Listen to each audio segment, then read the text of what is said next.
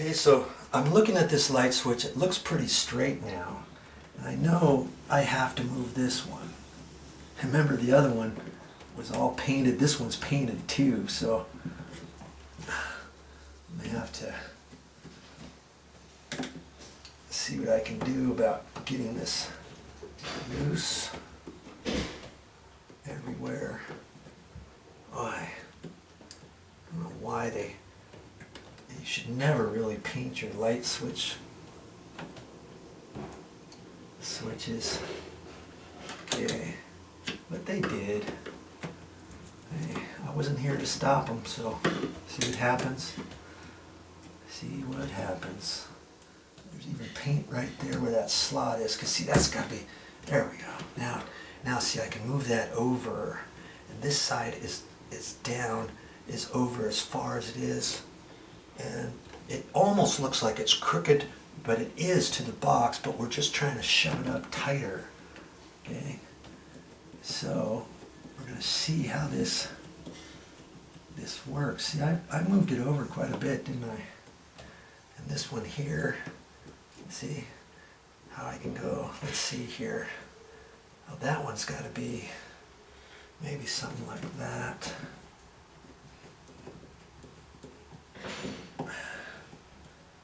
Then I can hold this cover plate up, and I'm just going to clean out some of that paint that was in there. Yeah, I would never paint light switch covers or the switches themselves. That's kind of shunned upon. Okay, so let's just see how this works, shall we? Okay, and hold that up there. Wow, that looks pretty good. Right there, I'm liking that. I'm liking that a lot. And that's not pushing in all the way, but hey, we did a little bit. So now I can tighten. I'm going to just snug this up.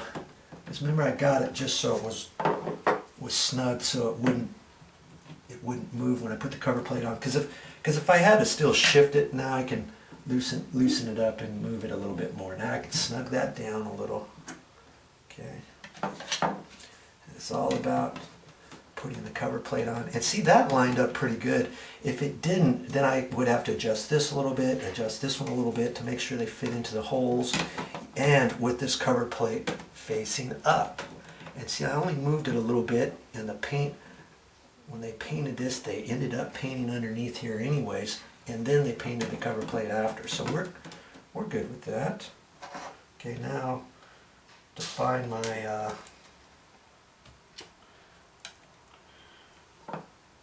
screws.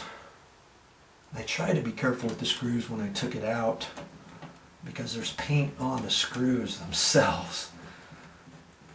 Tips. Okay. And on the screws, you just want to make it snug, depending what kind of cover plate you have. Now this one, I think, is a vinyl one, and some of them are hard plastic. You find one that has hard plastic, and if you tighten up the screw too much, you could crack the cover. And I've done it before. Everybody has. Some electricians I've seen, their pet peeve is having the screws facing straight up, like that. But if you're thinking, or maybe you like them sideways, but if you're thinking, oh, that's not perfectly tight, go ahead and tighten it up a little bit more, and don't worry. I don't generally worry if these screws are lined up with each other. When's the last time you went in to a light switch as you're going into a room and you turned it on and you thought, I wonder if they got everything lined up? I'll bet you've never done that before. Now you're going to, huh? You're probably going to. Okay, come on. Where's this hole at? Here we go. Hold your mouth just right, I guess. Okay. Make it snug. Now see how that I push that it's almost tight to the wall now. Remember before it was sticking way out? Okay, the moment of truth.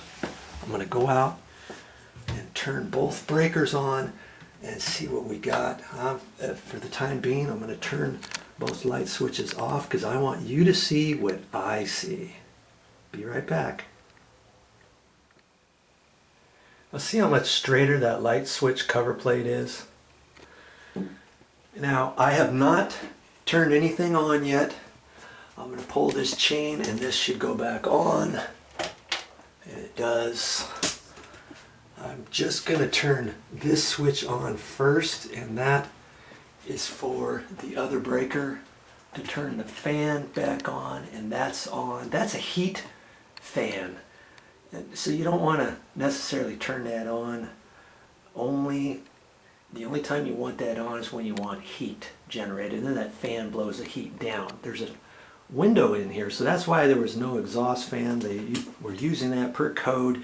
You have a window that's openable, you don't have to put a fart fan. That's what I call them for the toilet. Okay.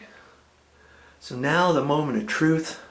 Is this light going to work or not? Was it the switch or not? And I'm pretty sure it was. I have not turned it on yet. I want you to see what I see. Here we go. 3, 2, 1, on. Look at that. It was the light switch, and I was pretty sure it was the light switch. Now, do you see why I ended up turning off the breaker for this one too? I mean, I didn't get anywhere close to that to shock myself or anything when I was putting this light switch in. But I did have to move this. I moved it over, and I wasn't too concerned. Had I have hit my screwdriver on the side of a screw and the metal box, I could have shocked myself. Okay, but I was wise, and I took the time to consider, is there 2 circuits in here or not? If you had one light switch for a light, there, and let's say the second switch was for this light, and one switch was for that light, chances are they're on the same circuit, but you can still check it out. But anytime you've got anything else on there, like a heat ventilite or something, that takes up lots of power, so chances are it's on a different circuit. Or it just depends how they wired it up, okay? They might have it on a dedicated circuit. They might have it just in this bathroom, so they have this on and this, but it just depends what electrician hooked everything up and what the plan said. Okay, there you go. Well, that's all I got for this time, but I'll be back with more videos.